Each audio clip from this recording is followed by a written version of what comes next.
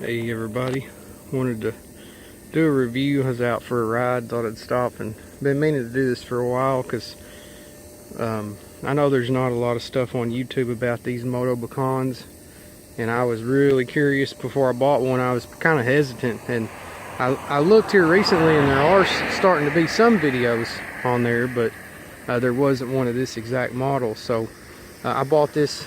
This is a Century Pro disc. It's carbon. I bought it in December of 17 and it's now September of 18, and now I think I've put 750 miles on it, and I've rode a little more miles than that on the other bike that I have, but this is the main bike that I ride, and I think it's just an excellent bike for the money. I mean, it's really amazingly good value. And the shipping was faster than what they promised. The sizing for me, I had to really follow the sizing chart. I don't remember what size this is. I think it's a 51, and this, I had a Specialized Diverge A1 before this. That was kind of like my first road bike, and it was just their bargain basement one, and it was over $1,000 with taxes, and this was $1,500 out the door. But anyway, I rode like a size or two up, but they feel the same as far as how long the frame is and everything. So I would say definitely look at the sizing chart, check your standover height and stuff, because if I would have ordered the size that it would have suggested by my height, because I'm 6 foot, I would have got something that was definitely too big for me, especially in the standover height area. So specs, it's Ultegra hydraulic disc brakes, carbon frame, aluminum handlebars. It came with a Ritchie comp seat. I've changed that out to something, a Silla Italia, however you say that. Let's see, it's WTB frequency I-19 wheels. There was a couple of loose spokes on each wheel. So that's something to watch for. The bike, they say 80% assembled, but it was really, I mean, I would say like 90-something% assembled, because all I had to do was slap the seat post in, put the handlebars on. The shifters needed almost no adjustment. The brakes were already bled. I mean, there was little to nothing to do really, except unbox it and just, tighten up the stem and the handlebars. But like I said, couple of loose spokes. Didn't realize it, should have checked it. It's my fault. The wheels they kind of got out of true a little bit the first couple times I rode it, because it had those loose spokes and I didn't know it. So, but I was able to true them back up pretty close.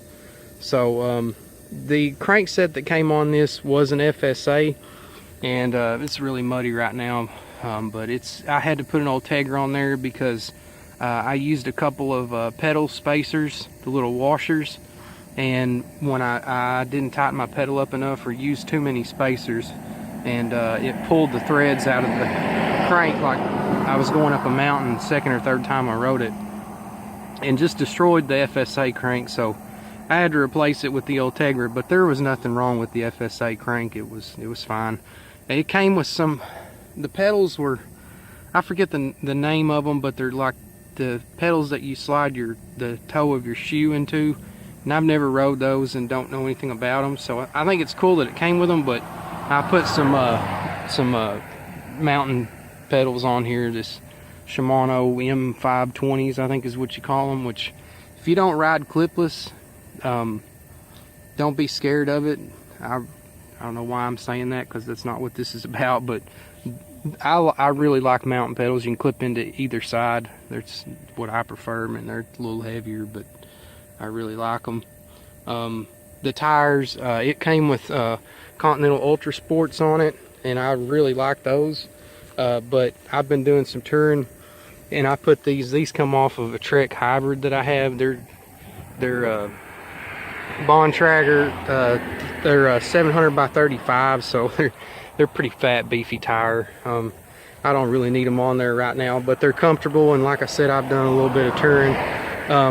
The way I was able to put a rack on this bike is this rack come from Blackburn, and it's not an expensive rack. I think it was 40 or 50 bucks maybe, and the skewer, the quick release goes through the rack down here, and then you can, it comes with some different things. You can clamp it different places.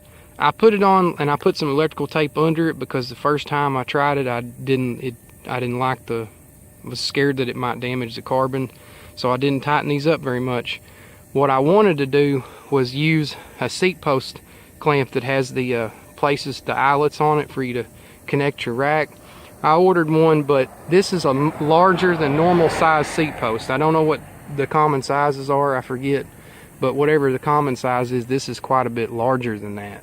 And the seat post is carbon, and in the specs it said it was going to be aluminum, so I thought that was really cool. I had the bike for weeks before I even realized that, and I took the seat post out for something and noticed that. Let's see, I put a 36 tooth cassette in the rear. It has the crank set is a 50 or a 4834, and it came with an 1132 back here. But I live in the Ozark Mountains, and I don't know, I'm 6 foot, I weigh 200 pounds, so I like to have some big gears. So the 36 tooth was nice. I had to get a new chain because the chain was a little bit too short. So all in all, not a very expensive upgrade, and it really helped with the climbing. You don't have to do quite as much front shifting either. For some reason, if you're in the large cog, you can't hardly turn the pedals backward.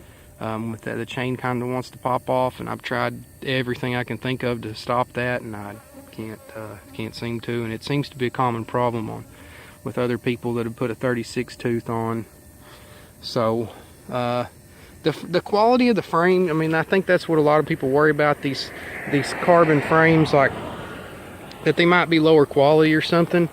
And from the research I've done, I mean, you have to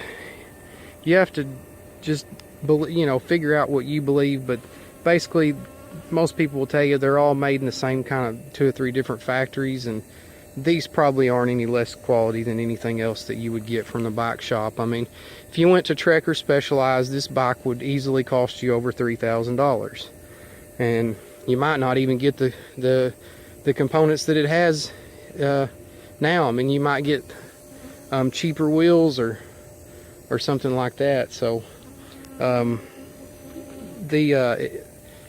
I changed the grip tape out. The grip tape was probably the only thing that I would complain about, and that's not a big deal, but the grip tape was really thin. It was already unraveled when I took it out of the box, so I had to get some new grip tape right off the bat. So this is like a lizard skin knockoff from Nash Bar, and I ride on some gravel and stuff. You can probably tell by all the mud. So that was nice. I think the spacers are even carbon from the factory. I mean, it's just crazy to me that you get so much value for your money with these bikes. I mean, it's unbelievable. Not really sure what else to say. I mean, brakes they're freaking amazing. I mean, the hydraulic integrated Ultegra, and then the calipers, or whatever the mountain bike Shimano version, I don't remember what that is, but yeah, they're nice. The fork on it seems to be not super rigid, and I don't want to put you off, but like when the wheel's not on, you can kind of, and this may be true of all carbon forks, I'd never noticed it on the bike I had before, but because the Diverge I had, it was an aluminum frame but did have a carbon fork. But when you put the wheel in there and tighten the quick release up, it seems to be fine. But the quick releases was another reason that I bought this, because bugs flying around, because they had another model that was a little cheaper and one that was a little more expensive, and the more expensive one did come with an Ultegra crankset, but other than that it was about the same. But they had through axles, and I really needed a quick release so that I could put that rack on, and also so that I could pull a trailer with it. I have a little like a kid trailer that I like to pull my daughter in, and also like to get groceries and stuff sometimes. So The through axle, as much as I really wanted it, it wasn't quite as practical. Got some internal routing here. These two are routed internal, but then there's two up under here. So, but everything for the most part, it's pretty clean and nice. I mean, I can't say any bad thing about the frame at all. I mean, just excellent. And it's also, it has eyelets for fenders on it, even though it's carbon. I don't know if that's a common thing or not. I don't really care to have fenders on my bike, but I've had quite a bit of weight on it when I toured. I don't carry a lot, but I mean, I've probably had, I would say the most I've ever had is 50 pounds, but I typically tour, it's like 30 extra pounds, maybe not including water. And I mean, just no issues whatsoever. And I'm pretty hard on my bikes. I mean, I'll lay them on the ground, and you know, I've crashed this one.